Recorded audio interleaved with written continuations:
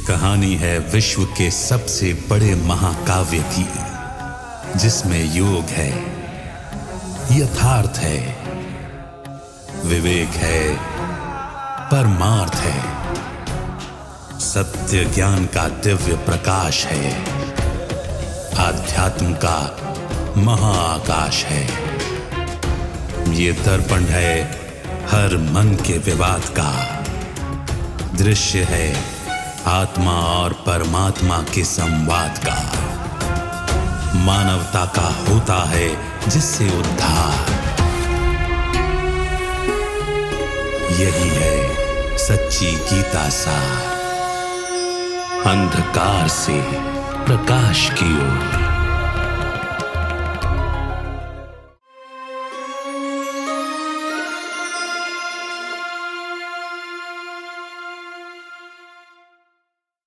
नमस्कार। अंधकार से प्रकाश की ओर सच्ची गीता सार इस कार्यक्रम में आप सभी का स्वागत है। गीता के ज्ञान को समझने के लिए सिर्फ उसे पढ़ लेने से या फिर उस पर सिर्फ लिखी हुई टीका या टिप्पणी को पढ़ लेने से समझ में आ जाएगा, ऐसा नहीं है।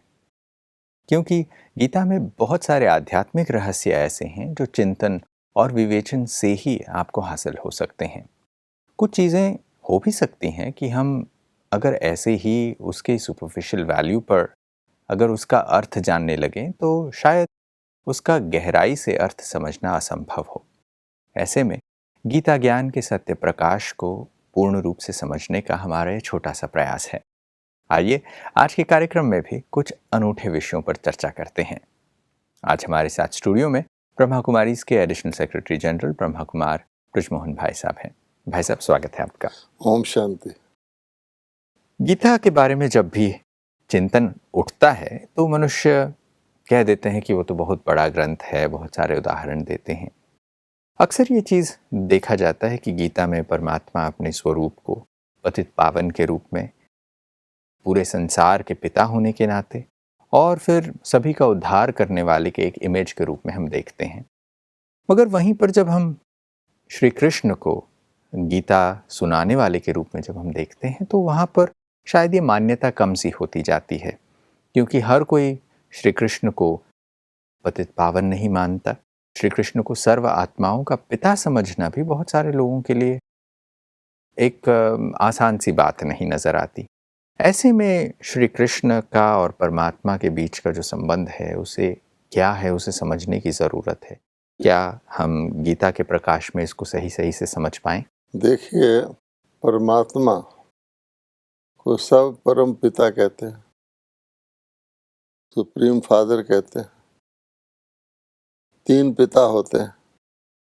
एक तो शरीर को जन्म देने वाला पिता, वो भी पुत्र से तो आयु में बड़ा ही होता है, उसने पुत्र को जन्म देता है।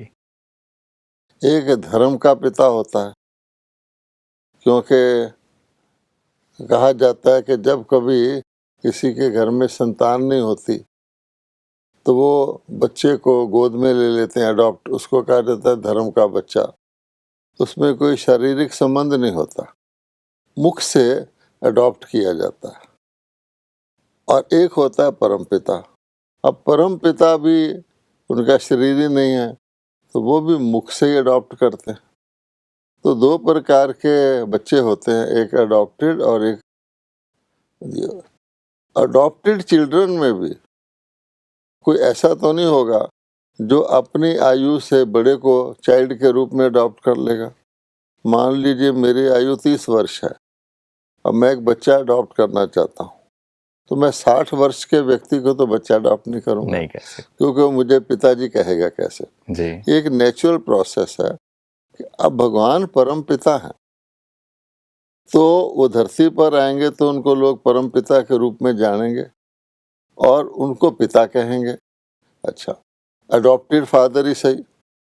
अब सोचने की बात है कि श्री कृष्ण उनको किस आयु तक दिखाया जाता है। जितने भी उनके चित्र मिलते हैं, कभी उनका कोई चित्र बुजुर्ग आयु का तो है ही नहीं। अच्छा, अब बुजुर्ग आयु में आप देखते हैं कि व्यक्ति के सफ़ेद बाल होते हैं, चेहरे से पता लगता है। अब बताइए कि जब वो धरती पर आएंगे, हैं परम पिता, और धरती पर आ जाए, बच्चे के रूप में आ जाएं या युवा के रूप में, तो जो ओल्ड एज के लोग हैं वो उनको पिता कैसे कहेंगे? तो नेचुरली परमात्मा एप्रोप्रिएट बॉडी को अडॉप्ट करेंगे, कम से कम लोग उनको पिता तो कह सकें। तो नेचुरली वो एक पिता है तो पिता की बॉडी को अडॉप्ट करेंगे जिसके सब बच्चे हों। तो इसका मतलब क्या हुआ कि शारीरिक रूप से भी परमात्मा जिस स्थान में आएंगे वो एक पूर्वज का रूप, एक बड़े का रूप होना चाहिए, है ना, क्योंकि उसको पिता कह सके। तो मोटी बात है, अब गीता को खोलिए, फर्स्ट पेज पे क्या लिखा हुआ? तो मैं माता पिता, वो तो कहते पिता नहीं माता भी होना चाहिए परमात्मा। अब बताइए श्री कृष्ण को माता पिता कौन कहेगा? तो जब मुंह से नहीं निकलेगा, है, एक यंग पर्सन आ रहा है और एक बुजुर्ग उसको कहे कि आप मेरे पिता हो या परम पिता हो, इसलिए ये बात कही गई है। इसमें बहुत सारा सत्य है। दूसरी बात, ये जो पतित पावन की बात है, हाँ। परमात्मा ये कहते हैं कि वो पतित पावन है, वो पतितों को पावन करने वाले हैं। हालांकि जब हम श्री कृष्ण के चरित्र को जब हम देखते हैं तो वहाँ पर कोई पतित पावन जैसी बात नहीं होती। अगर वो पतित पावन है तो क्या वो सिर्फ चंद लोगों के पतित पावन है कि सभी के लिए पतित पावन है? इसके बारे में भी आप कुछ प्रकाश दें। अब देखिए कि एक है पतित, गीता ने साफ साफ कहा है कि पतित कौन है? जो आसुरी संपदा है।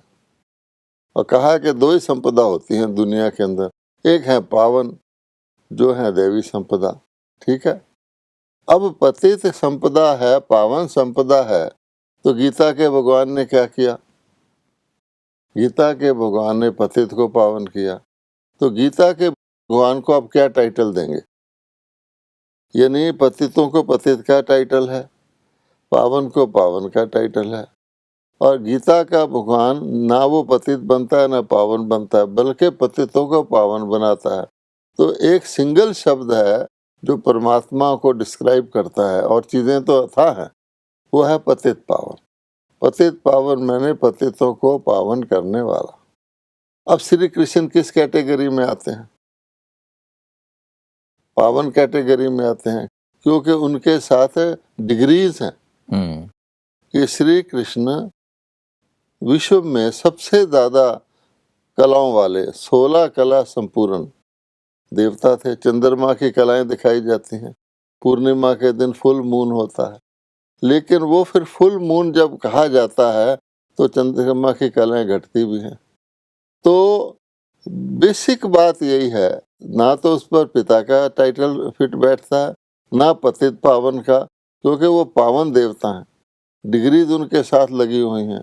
और नेचुरली परमात्मा पावन नहीं है, क्योंकि जो पावन बनेगा वो जरूर पतित भी बनेगा, है ना। तो इसलिए परमात्मा इनसे न्यारा है। तो श्री कृष्ण परमात्मा उस हिसाब से भी नहीं हो सकते। अगर श्री कृष्ण परमात्मा है तो फिर पतित पावन कौन है? वो तो पावन है। यानी श्री कृष्ण के साथ श्री राम जी को भी बताया जाता है, वो 16 कला है, वो 14 कला है, वो सूर्यवंशी है, वो चंद्रवंशी है। तो ये तो कंपैरेटिव डिग्री आ जाती है ना, ये बात है जी। जैसे गीता में एक और शब्द ये भी आता है कि परमात्मा अयोनिज है, वो किसी योनि में नहीं आता। और वहीं पर जब हम श्री कृष्ण को देखते हैं वो तो मनुष्य योनि में जन्म लेते हैं। तब या तो ऐसा लगता है कि गीता स्वयं कह रही है कि परमात्मा का परिचय ये है कि परमात्मा अजन्मा है, वो अयोनिज है, और यहाँ पर एक मनुष्य को हम परमात्मा कह रहे हैं जो देखने में हमारा जैसा है, बट वो दैवी गुणों वाला मनुष्य है। अब श्री कृष्ण परमात्मा है तो फिर देवता कौन है? है ना। दूसरी बात यह है कि श्री कृष्ण के को जो दिखाया जाता है वो एक ऐसा रूप दिखाया जाता है, कई चित्र मिलते हैं कि श्री कृष्ण को जो नया विश्व बनता है उसमें पीपल के पत्ते पर तैरते हुए आता हुआ दिखाते हैं। अब इसका कोई अर्थ नहीं बताता कि पत्ता कौन सा है और सागर में तैरने का क्या मतलब है, और ये घटना किस युग की है।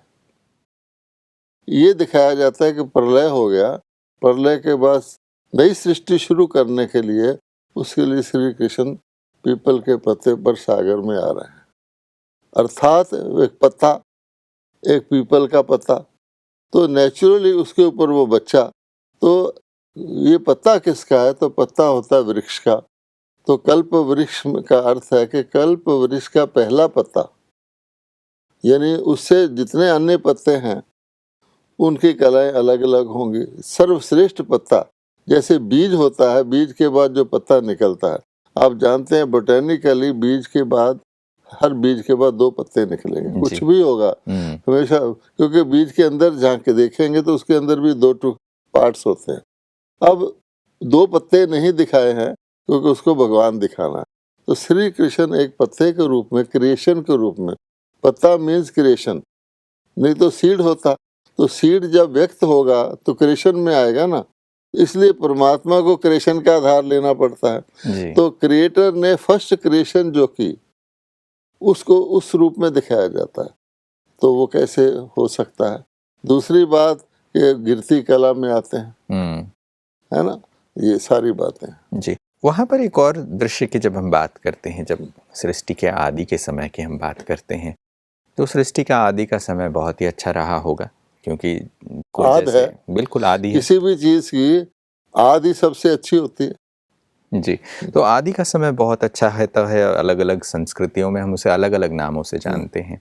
ऐसे में सतयुग में हम ये देखते हैं कि लक्ष्मी नारायण का राज्य दिखाया जाता है, गद्दी पर लक्ष्मी और नारायण को विराजमान दिखाते हैं।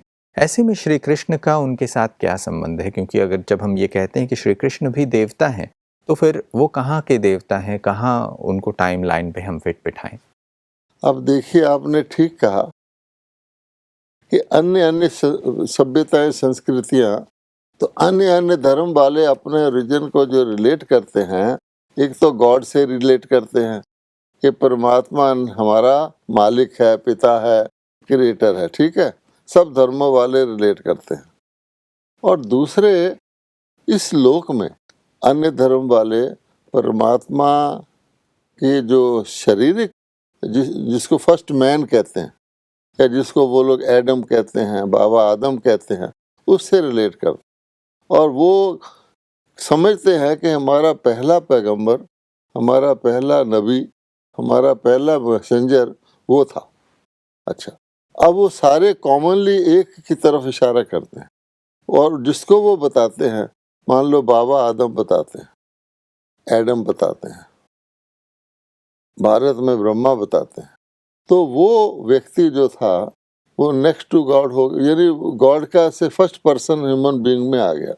श्री कृष्ण को अन्य धर्मों वाले इस प्रकार से अपना फर्स्ट पर्सन या एंसेस्टर तो मानते नहीं, वो समझते हैं ये तो हिंदू धर्म वालों का देवता है। हिंदू भी नहीं कहते उसको, कोई श्री कृष्ण को हिंदू नहीं कहेगा, हिंदुओं का देवता कहेगा, अर्थात हिंदुओं का एंसेस्टर है।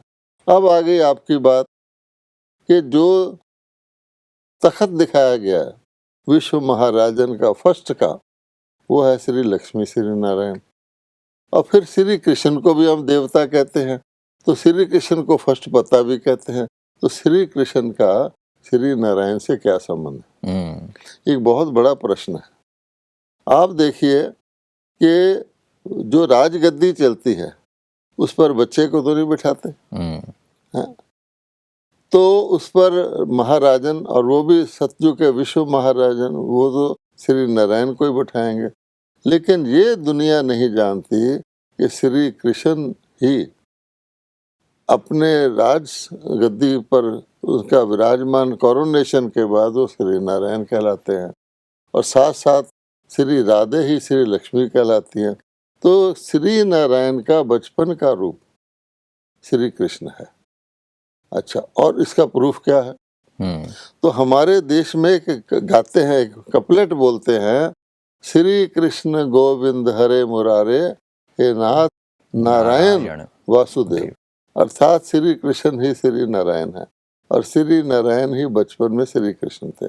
इसके साथ ही श्री राधे ही श्री लक्ष्मी है, और श्री लक्ष्मी ही बचपन में श्री राधे थे। तो ये इसका रहस्य है, लेकिन वो सतयुग में है। और ये जो कार्य होता है भगवान का, वो सतयुग को जन्म देने के लिए होता है, सतयुग को क्रिएट उसको कहते हैं सतयुग की आदि में। इसलिए भगवान का जो अवतरण होता है वो आदि देव में होता है। और लिखा हुआ गीता में कल्प के आदि में ब्रह्मा जी ने यज्ञ रचा, तो वो व्यक्ति का नाम ब्रह्मा होता है, लेकिन श्री कृष्ण नहीं होता। जैसे आप ये बात बता रहे हैं तो उस समय पर ये समझ में आता है कि हाँ, ये बात फिट बैठती है यहाँ पर, और इस चीज़ को समझने में संबंध क्या है। गाते तो आए हैं हम, ये जो भजन आपने कहा, ये जो 2 लाइनें अनेकों बार हम लोगों ने आरतियों में गाया होगा, मगर उसके ऊपर कभी चिंतन नहीं किया, विवेचन नहीं किया। अब ये बात समझ में आ रहा है कि श्री कृष्ण सारे आत्माओं के पिता नहीं हैं, इसलिए हम उन्हें परम पिता नहीं कहते, परमात्मा नहीं कहते, पतित पावन नहीं है, पतित पावन भी नहीं कहते। इससे ये स्पष्ट होता है कि उनके पास सारी सृष्टि के आदि मध्य अंत का ज्ञान नहीं है। वो सभी आत्माओं के ज्ञान को नहीं जानते, और इसलिए वो ज्ञान दे भी नहीं सकते। ये बड़ी इंपॉर्टेंट बात आपने कही है कि वो आदि में होते हैं, और आदि यानी सतयुग के आदि में होते हैं। अब किसी के पास आदि में आदि मध्य अंत का ज्ञान होगा तो क्या होगा? यही होगा ना कि आज तुम सतयुग में हो, सतोगुण गुणी हो, बीच में जाके तुम्हारे ये सतोगुण समाप्त हो जाएगा, और एक दिन तुम अंत में जाकर के क्या बन जाओगे? श्री नारायण जो थे उसकी जगह गिरिधर नारायण बन जाओगे। नाम आपका नारायण होगा। आज जैसे आज के दिन में बहुत सारे लोगों के नारायण हैं, आपको हजारों मिल जाएंगे जी। अच्छा, लेकिन उनकी स्थिति क्या है? तो नामधारी नारायण हो गए ना। ऐसे तो आजकल त्रिलोकीनाथ भी मिल जाएंगे आपको जी, है ना, जगन्नाथ भी मिल जाएंगे, लेकिन जगन्नाथ किराए के मकान में रह रहा है, कैसी अच्छा लगेगा। और त्रिलोकीनाथ जो है तीसरी मंजिल में चुबारे पे रह रहा है, तो नाम ही रह गया ना। तो असली कहाँ गए? इसलिए इससे पता लगता है कि उनको ज्ञान होना भी नहीं चाहिए। देखिए, सृष्टि नाटक ऐसा, व्यक्ति को अपने मृत्यु का ज्ञान नहीं रहता, क्योंकि अगर मुझे पता लग जाए कि फलां दिन मेरी मृत्यु होनी है तो मेरा क्या हाल होगा, उससे पहले ही मेरी मृत्यु हो जाएगी। बिल्कुल, ये बात तो सच है। इसलिए आदि मध्य अंत का ज्ञान भगवान कब देते हैं? वो अंत में देते हैं, ताकि आगे का जो पीरियड है वो चढ़ती कला का हो, तो वो ज्ञान देते हैं। तो रचना का सारा ज्ञान रचयिता देते हैं। हाँ। और इसीलिए रचयिता को हम पिता कहते हैं। हाँ। बिल्कुल। और पिता न्यारा है, यानी वो ना इसमें है ना उसमें। वैसे भी कहा जाता है कि पॉइंट सोर्स ऑफ एनर्जी जो होता है आउटसाइड द यूनिवर्स होता है। तो इसलिए परमात्मा को परम पिता कहते हैं, परलौकिक पिता कहते हैं। और उनका खेल ऐसा है कि वो देखिए, एक ही परमात्मा है जो सृष्टि के अंदर सबसे श्रेष्ठ पाठ करते हैं, लेकिन उसमें लुप्त नहीं होते, किसी को उनका दिखाई नहीं देते। कई लोग तो इल्ज़ाम लगाते हैं कि खुदा तो तेरे ऊपर ये इल्ज़ाम है तो दिखाई क्यों नहीं देता। अब कोई बीज से नहीं पूछता, पेड़ पर आम खा रहे हैं, अच्छी तरह घूम रहे हैं, ये नहीं पूछता कि इसका बीज कहाँ। उस बेचारे को कोई पूछता है, वो अंडरग्राउंड होता है जी। और जड़ भी अंडरग्राउंड होती है। तो वास्तव में जो गीता ज्ञान है वो एक प्रकार से जिसको कहते हैं अंडरग्राउंड है। सब कुछ अंडरग्राउंड होके लोग तो फल देखते हैं। तो लोगों ने क्या किया है कि श्री कृष्ण भी आखिर, या श्री नारायण भी आखिर कहीं तो उन्होंने अपने ये क्वालिफिकेशन धारण किए होंगे। तो वो जिस वक्त क्वालिफिकेशन धारण कर रहे थे उसका कभी गायन नहीं होता। मान लीजिए मैं पीएचडी हूँ, मैं मैट्रिक भी पढ़ा हूँगा, कॉलेज में भी पढ़ा हूँगा, लेकिन जो मेरा लोग जानेंगे वो क्या जानेंगे? पीएचडी ही प्राइमरी स्कूल का पूछेंगे क्या? पीएचडी फाइनल डिग्री को पूछेंगे। तो actually Shri Krishna degree holder है, इसलिए उनका चित्र पॉपुलर हो गया कि श्री कृष्ण ने दुनिया का आदि किया। ये नहीं कि दुनिया की आदि में आए, उसकी बजाय उनको आदि करता ही मान लिया। एक होता है आदि में आने वाला और एक उसको करता, तो करता तो परमात्मा है। ये बात गीता में एक और बात जो आप अभी बता रहे थे कि गीता में ये कहा गया है कि परमात्मा ने सृष्टि के आदि में ब्रह्मा द्वारा यज्ञ रचा, और ब्रह्मा के मुख से ब्राह्मणों का जन्म हुआ। और ये भी कहा जाता है कि सरस्वती का जन्म भी ब्रह्मा के मुख से दर्शाया जाता है। कहा जाता है कि सरस्वती ब्रह्मा की पुत्री हैं। हम्म। इसके बाद जो है हम कहानी को बेहतर नहीं समझ पाते। फिर हम ये देखते हैं कि सरस्वती के बारे में जो चीज़ें हैं वो बहुत सारी चीज़ें गुप्त हो जाती हैं, इसलिए लोग सरस्वती नदी को भी गुप्तगामिनी कह देते हैं। और फिर वहीं श्री राधे के बारे में भी जब बातचीत की जाती है तो कहानियों में हम सुनते आए हैं उसमें श्री राधे ही श्री लक्ष्मी बनती हैं, इसके बारे में इसका कोई मेंशन नहीं मिलता। तो ऐसे में ये दोनों रहस्यों के बारे में, एक तो सरस्वती के बारे में जिन्हें हम वाग्देवी कहते हैं, ब्रह्मा के मुख कमल से जन्मी, और श्री राधे का श्री लक्ष्मी बनने के बारे में भी कुछ बताएं। जी देखिए, ये तो गीता में सीधा मेंशन्ड है कि ब्रह्मा जी ने कल्प के आदि में परमात्मा ने ब्रह्मा जी द्वारा सृष्टि रची। अब मैंने आपको बताया था कि दो प्रकार की रचना होती है, एक शारीरिक और एक एडॉप्शन से। तो परमात्मा का सारा, क्योंकि जो शारीरिक होगी वो नश्वर होगी, शरीर का तो लाइफ स्पैन होता है, जन्मेगा भी, मरेगा भी, पालना भी करेगा। तो परमात्मा क्योंकि अविनाशी है और उसकी रचना भी अविनाशी है, अर्थात वो आत्माओं को ही रिजुविनेट करता है। रचना मैंने पतित से पावन बनाना, वो भी अविनाशी है। तो इसलिए परमात्मा को जो ज्ञान भी सुनाना है वो भी मुख से सुनाना है। ज्ञान के लिए भगवान को केवल मुख चाहिए। इसलिए कहा जाता है, मशहूर है कि ब्राह्मण जो थे वो ब्रह्मा की मुख वंशावली है, ब्रह्मा जी के मुख से ब्राह्मण निकले। अच्छा, अब देखिए, जब नमन करते हैं, वंदना करते हैं, तो जो की जाती है उसमें कहा जाता है ब्राह्मण देवी देवाय नमः। पहले ब्राह्मण को नमः किया जाता है, फिर देवताओं को किया। इसका क्या अर्थ है? यानी देवता ब्राह्मण से, ब्राह्मण श्रेष्ठ है। और ब्राह्मण कौन है? यानी ब्राह्मण बने बगैर तो देवता बन ही नहीं सकते। ब्राह्मण मैंने ब्रह्मा के मुख से निकला हुआ। मुख से क्या निकलेगा? ज्ञान निकलेगा। अडॉप्शन मुख से ही होती है ना, कि तुम मेरा बच्चा हो, तुम मेरी बच्ची हो। इसी प्रकार से परमात्मा को तो एक ही मुख चाहिए, उन्होंने ब्रह्मा का मुख लिया। लेकिन goddess of wisdom, goddess of knowledge Saraswati को कहा जाता है। क्वेश्चन पैदा होता है कि सरस्वती के पास ज्ञान कहाँ से आया? अगर ज्ञान सागर परमात्मा है और ब्रह्मा के मुख से उन्होंने ज्ञान दिया, तो सरस्वती कहाँ से आ गई? उसको गॉडेस ऑफ नॉलेज कैसे कहा गया?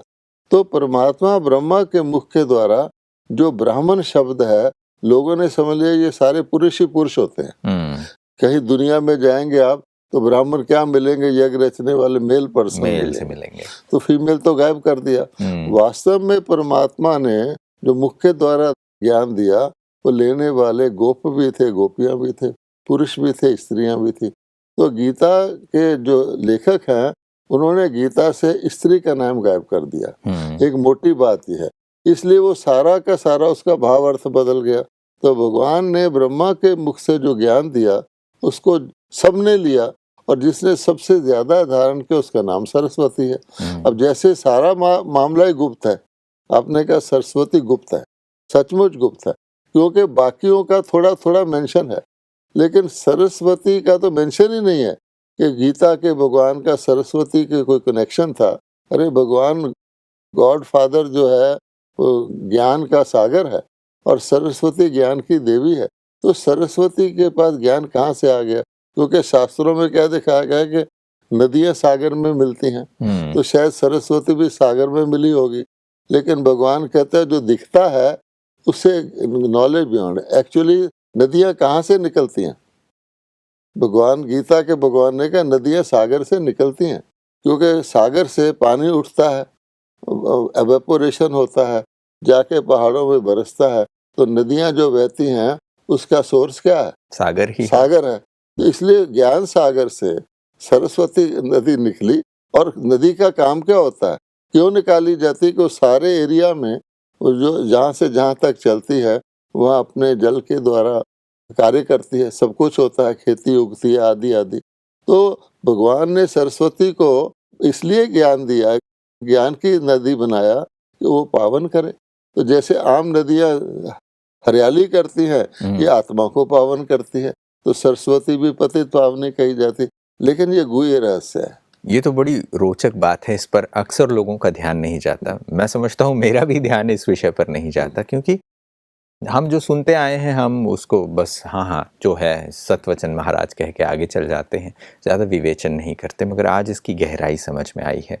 अन्य विषयों पर और भी चर्चा जारी रखेंगे, मगर आज समय यहीं इजाज़त मांग रहा है। आज आप स्टूडियो में आए, इसके लिए आपका बहुत बहुत धन्यवाद।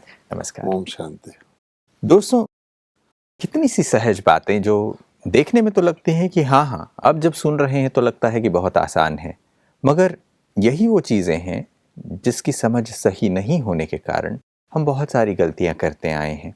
और जब कोई व्यक्ति हमसे इन बातों पर एक्सप्लेनेशन मांगता है तो हम अक्सर ये कह देते हैं, अरे इन सब चीज़ों से क्या लेना देना, जितना आपको करना होता है उतना कीजिए, यही कह देते हैं। मगर ज्ञान के सही प्रकाश के होने से फिर हम सभी को अच्छी समझ दे सकते हैं और एक बेहतर धारणा जीवन में आ सकती है। आज अंधकार से प्रकाश की ओर इस कड़ी में कुछ अच्छी जानकारियां आपको हासिल हुई हैं, ऐसा मैं मानता हूं। अगली कड़ी में फिर मुलाकात होगी, तब तक के लिए नमस्कार।